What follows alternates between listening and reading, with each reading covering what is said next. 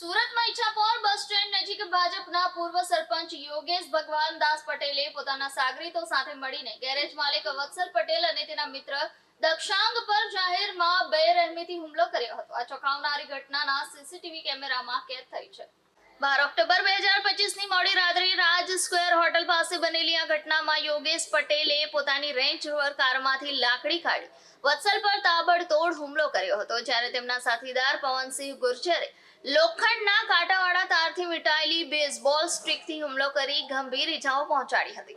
આ ઘટનાએ સુરતના ઈચ્છાપોર વિસ્તારમાં રાજકીય દબંગાઈ અને હિંસાના મુદ્દાને ફરી ચર્ચામાં લાવ્યો છે. ઈચ્છાપોર પોલીસ દ્વારા આ મામલે યોગેશ પટેલ સહિતના આરોપીઓ સામે તપાસ શરૂ કરવામાં આવી છે અને સીસીટીવી ફૂટેજના આધારે આગળની કાર્યવાહી હાથ ધરાઈ રહી છે. જી સર, ઈચ્છાપોર વિસ્તારની ઘટના હતી, શું છે પૂરી વિગત?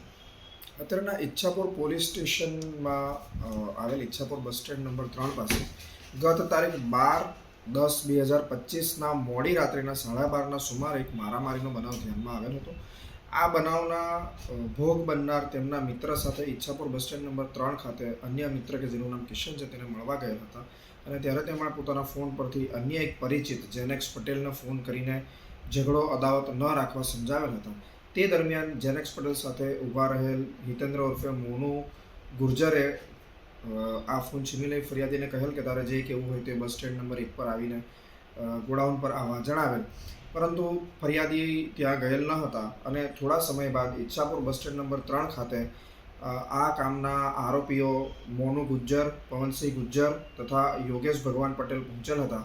તેમજ ફરિયાદી શ્રી સાથે ગાળાગાળી કરીને મારામારી કરેલ હતી અને તેમને મૂઢ માર મારેલ હતો એવું ફરિયાદીએ પોતાની એફઆઈઆરમાં જણાવેલ છે. અન્ય કંઈ તીક્ષ્ણ હથિયાર મળ્યું? એમની પાસે બેઝબોલના બેટની ઉપર તાર વીંટાળેલા હતા. તે રીતની ફરિયાદીની રજૂઆત હોય અમે ગુનામાં વપરાયેલ હથિયારોને કબજે કરવાની તજવીજ ચાલુ